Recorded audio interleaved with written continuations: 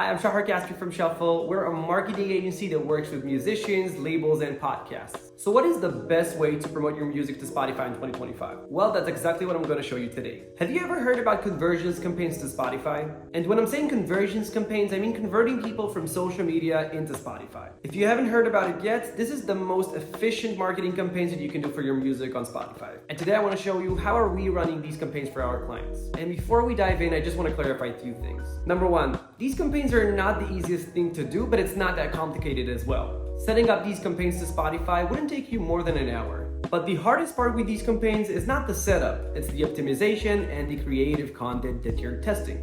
You'll have to test a lot of different videos in order to understand how to maximize your campaign's performances. And also to understand which video is bringing you the best results in the cheapest and most quality way from these conversions campaigns. Number two, don't accelerate the process. Don't use bots, don't pay to any playlists, and most importantly, work by the book. If you're trying to find any shortcut, this campaign is not for you. And number three, stay consistent. Create more creative content, run more campaigns, and most importantly, don't stop releasing music. I know I said a lot of big words right now, but trust me, once you start, you will never want to stop, and that's why I'm always giving these guidelines for our clients as well. So let me show you how you run meta conversions campaigns to Spotify. I want to start by showing you how these campaigns are actually impacting the Spotify pages of the artists that we work with. So this is an artist called Leo. He's been working with us, he still works with us, and that's a campaign that he's invested over, I think $405 if I'm being accurate. I'll show you the campaign in a second. But the song was released on November 11th, 2024, and we started working on that campaign only on January 7th. So that's where we started working together.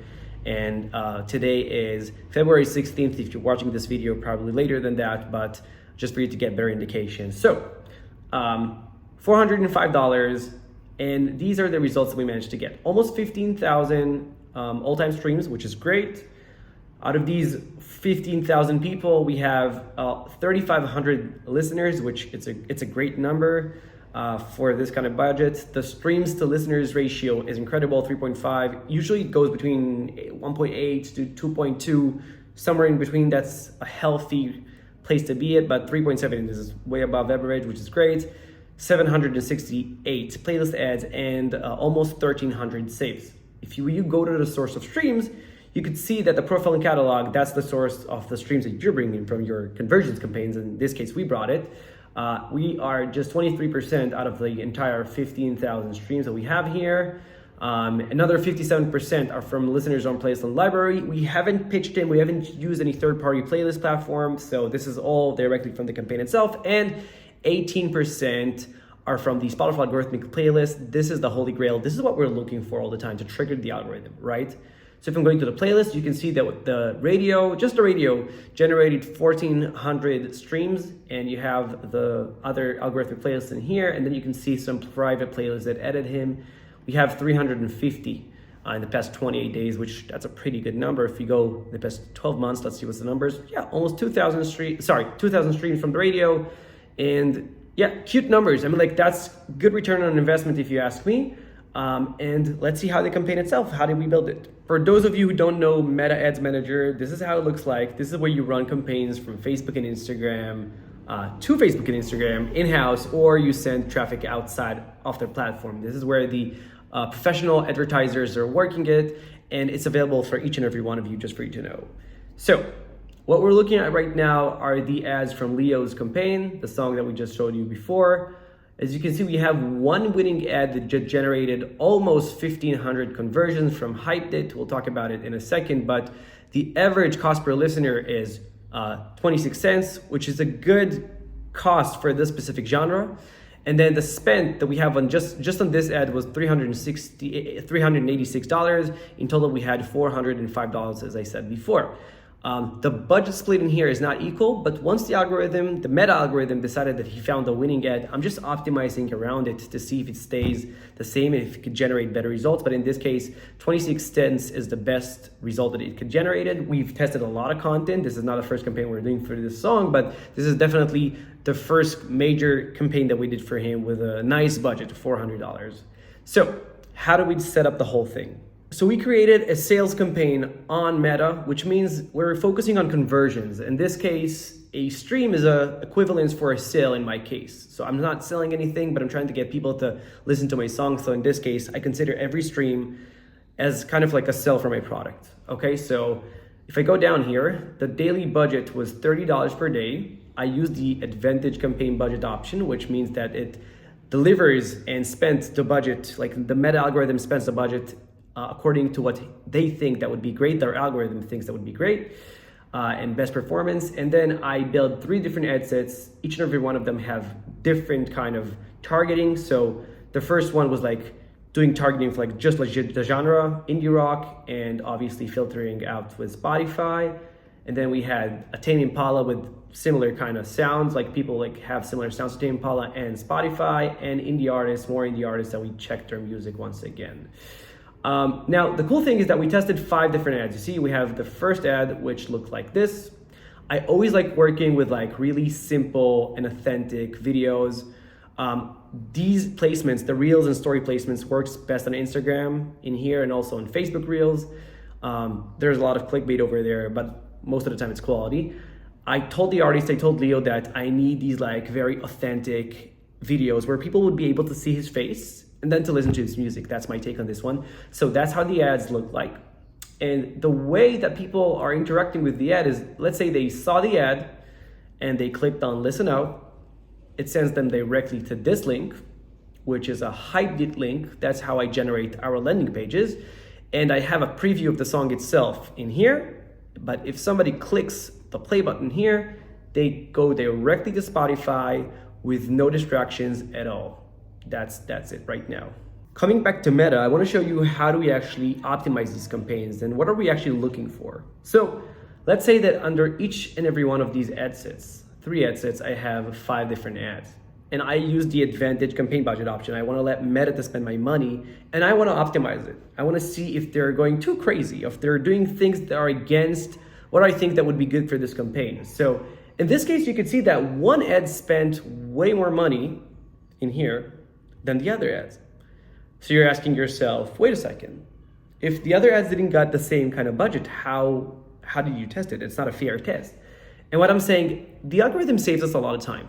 If it spends little money, even if it spends less than $1, it can generate enough interactions, impressions with people, and to understand if people have an interest just with the ad as an eye-catching ad, to see if it catches somebody's attention. That's the first thing. And the second thing is that once they want to scale up the numbers, they don't ask you, they just do that right away. They tell, like the algorithm says to itself, okay, I found the best-selling ad, I can get a lower cost per result in here. I want to make my client happy. In this case, I'm the client, their client.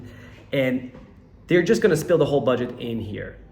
And I have to optimize the other ad sets, and to see which one of them has the best results. Now, the tricky part in here is that once the algorithm is kind of stuck onto something and it finds the best performing ad, I'm not going to fight with it. I'm going to optimize it around it. I'm going to shut down the other ads, the other ad sets, in order to maximize the way that the campaign is spending the budgets. I want to make sure that the client is actually getting these results as fast as possible. And I want to take you back to Spotify for Artists. So just to remind you, we started working on this song right here, January 7th. That's where our campaign started. And as you can see, we have some spikes, and then it's dropping down, and then it's kind of correct itself and going back to the same places. Once again, no playlist placements at all in here, just conversions campaigns. What I was looking for as a campaigner is to see that we're not just going up all the time. I wanted to see that we can generate spikes and that we can also drop down and to correct it. That's the real meaning of a conversions campaigns, because if you're using a playlist, for example, most of your streams are probably going to take you up all the time. It's going to grow and grow and grow and grow. But once you're going to be taken out from the playlist, then your streams are probably going to drop down. Now, we turned off this campaign more than a week ago, and you can see that the streams are not dropping down to 0 as he has here. It's dropping down to 160, 170, 200, but it's not going to spike up right now on its own. But what's going to happen is that all the people that saved the song in here are probably at some point are going to listen to this song from their playlist on their liked songs, their library, or these playlist ads. These people added this song to the playlist, so they're probably going to go back to it. Once they're going to go back to it, even a month or 2 months later, in most cases, if they have a good listening rate, what's going to be happening is that the Spotify algorithmic is going to rise up nice and easy. If the listening rate is good of the song, if people listen to 100% of the song, they add it to their playlist, they like it, they play it, like they add it to their library, that's what's going to happen in the end of the day. It's kind of reflecting the engagement rate that people have with the music. The Spotify algorithmic playlist gives us a great indication about what's happening because we don't have a dashboard of analytics from Spotify that says, hey, people listen to 85% of your song and they leave it on 2.35 seconds, for example. Nobody's doing that. Like Spotify is not giving us the option. So the only way we can understand what's going on with our song is through Spotify algorithmic playlists. The algorithm is talking to us pretty much through that chart, that metric. And I want to make sure that I have control here with my profile and catalog. That's the conversions campaigns. That's the traffic that I'm bringing from any external source to Spotify. Also, if you have organic exposure on your story, or if you have a lot of fan base and you're posting a story and you're putting the link on Spotify, that's also going to be under your profile and catalog. But if these artists are not active on social media and they have just conversions campaigns, that's us. Now, I want to see the metrics go left to right. The growth should be coming from here. And people heard the song on social media, they go to Spotify, they listen to it, they add their song to their playlist, they listen to it, and then they triggered the algorithm. By the way, I'm not even talking about the editorial playlists because these are human beings who are editing these playlists. I want to focus on the algorithm and to play with their algorithm that would pay attention to me.